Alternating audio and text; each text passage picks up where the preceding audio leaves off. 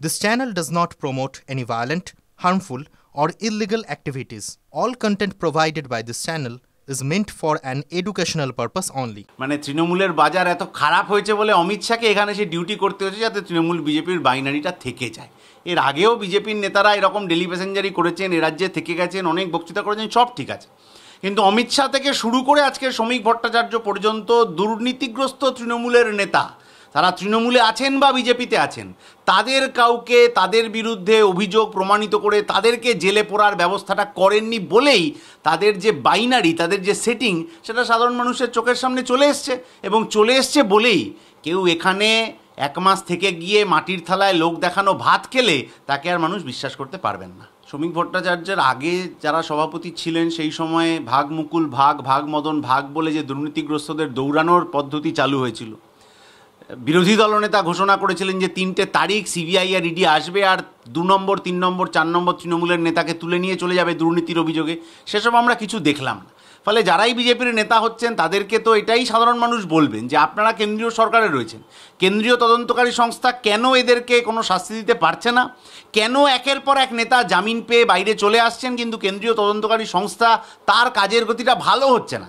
এইটা আগে দেখা উচিত। ওইটা যদি ঠিক হয় তাহলে মানুষের ভরসা ফিরবে। আর না হলে যেভাবে তৃণমূলের সহায়তায় আরএসএস তার ক্যাম্প বৃদ্ধি করছে আর তৃণমূল আর বিজেপির মধ্যে আজকে এই দিকে কালকে এই দিকের ঝোল টানাটানি চলছে, তাতে মানুষ বুঝতে পারছেন যে তৃণমূলকে দিয়ে বিজেপি বা বিজেপিকে দিয়ে তৃণমূলকে সরানো এ একেবারে ছেলে ভোলানো কথা হয়ে যাচ্ছে। যিনি কিছুদিন আগে অবধি মঞ্চে দাঁড়িয়ে বিজেপি কত খারাপ সেই ব্যাখ্যা দিতেন, তিনি এখন মঞ্চে দাঁড়িয়ে তৃণমূল কত খারাপ সেই ব্যাখ্যা দিচ্ছেন।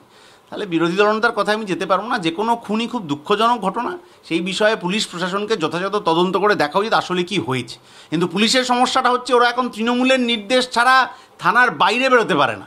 ফলে এই অবস্থাটা কাটিয়ে নিরপেক্ষ তদন্ত হবে, এইটাই আমরা পুলিশ প্রশাসনের কাছ থেকে চাই।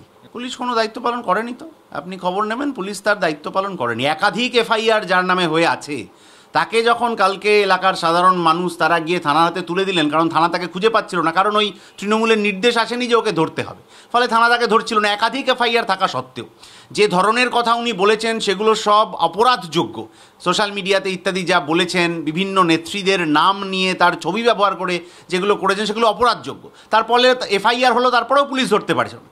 তারপর যখন সাধারণ মানুষ এসএফআই ডিওএফআই তাকে পুলিশের হাতে ধরে দিল, তারপরেও যে পুলিশ ব্যবস্থা নিল না, এটা স্পষ্টত বোঝা যাচ্ছে যে নবান্ন থেকে কি কালীঘাট থেকে কি ক্যামাক্সের ওদের কোথা থেকে কখন নির্দেশ আছে বোঝা মুশকিল।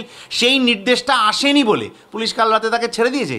এত ধরনের গুরুত্বপূর্ণ অপরাধ করা সত্ত্বেও পুলিশ কালকে তাকে ছেড়ে দিয়েছে, এইটা পুলিশের জন্য ভালো কাজ হলো না।